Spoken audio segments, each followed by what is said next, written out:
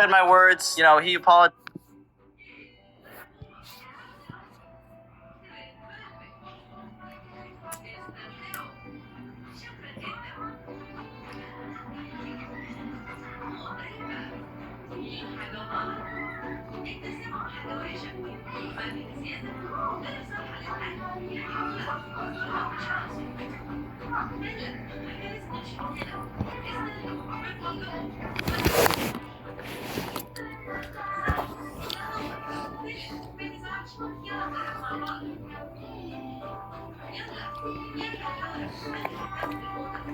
And then at this point, I kind of just said, you know what, there's no damage. It was really uncool of you to do that. You know, obviously mistakes happen, like you hit my car, but running away is like a whole different story. But surprisingly, after that, I was kind of just like, you know what, dude, we're still friends. Like, I can understand where you're coming from as long as you can understand me. He pretty much respects me, and he knows that like what he did was wrong, and he completely apologizes for it. So only because I was friends with him in high school and I know that he's not a horrible person, I actually kind of forgive him. And I'm like, you know what, we're here to enjoy a party. Like, it's Kevin's birthday. We shouldn't ruin it for him. He wants all of us to be here. So like, I'm not gonna leave, and I don't want you to leave. Me and Michael kind of make out. We make up, okay? Me and Michael make up. We shake hands. We kiss. No.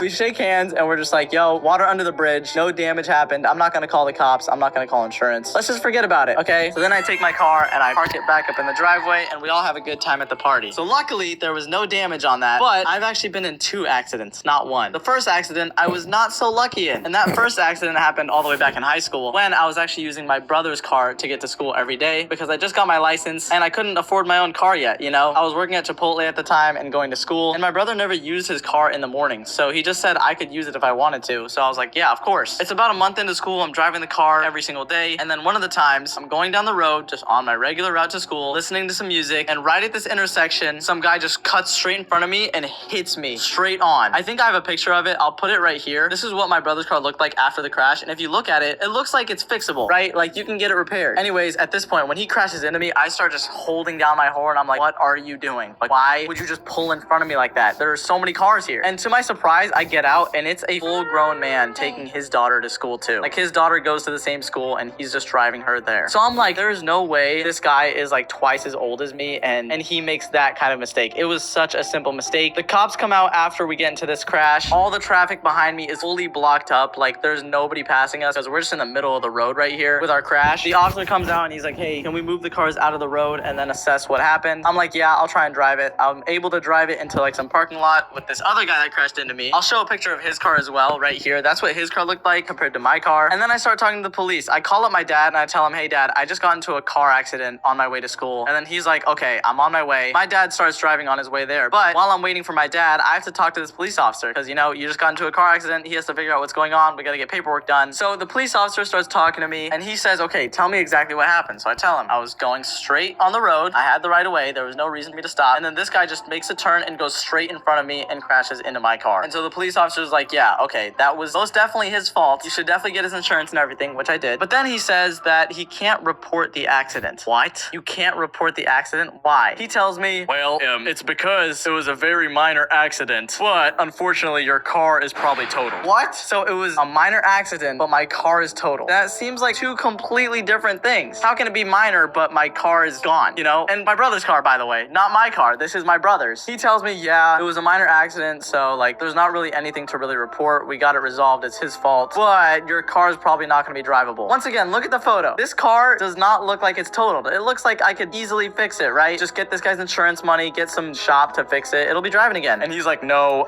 it looks like you actually hit a very important part of your car and you're not going to be able to fix that most likely. And I was like, okay, you know what? Maybe this police officer doesn't know what he's talking about because it does not look that bad, really. So I go and talk to the guy that crashed into me and he was like, oh, I was trying to make a turn. I was trying to go into the school way. And I was like, no, dude, don't try and pull that. You made a wrong turn into me. And he was like, okay, well, we're just going to have to see what the insurance says. And so I was like, you know what? Yeah, let's see what the insurance says, okay? I don't have to talk to you about it. Now at this point, my dad pulls up. He asks what happened. He talks to the police officer and kind of gets filled in on the situation. The other guy that crashed into me calls up some of his friends friends to come be with him after the accident. And I'm like, what is going on at this point? Why'd this guy call his friends over? Like, it makes sense for me to call my dad because, you know, I'm a 17-year-old kid and I need my parents, okay? But this guy called up his friends, and the only reason I could think of why he called them up is because he probably thought I was gonna fight him. Like, obviously I was mad at this point, and I was like, dude, you crashed into my car. Like, this was my only car. I have nothing else to drive. I was so mad at this point. And I think he thought that I was gonna like swing. Why would I make that situation way worse? Like, there's a police officer right here, first of all. Second of all, I would never do that. But yeah, he calls up his friends and they all just kind of stand near him like ready. And I'm just here with my dad like, what in the world is going on? Mind you, it was also raining super hard at this point. Like, I was standing outside in the rain and I still had to go to school. Like, I was late 15 minutes to school at this point. I had to get to my first class. So then the police officer asks if my dad can drive my car home. And so my dad's like, yeah, but then there's a situation now because my dad's car is here and then my crashed car is here. How is he gonna get both of those cars home? I was like, Dad, I can help you drive like one of the cars home. And he was like, no, you go to school. And so I was like, okay, I'll see you later. I'll go to school. So my dad ends up taking my car all the way home, and then he walks all the way from my house back to my school, hops in his car, and then drives that home, which I felt so bad afterwards for because he had work as well. He was in the middle of working from home. So he had to interrupt it to take like an hour or something to go drive these cars home.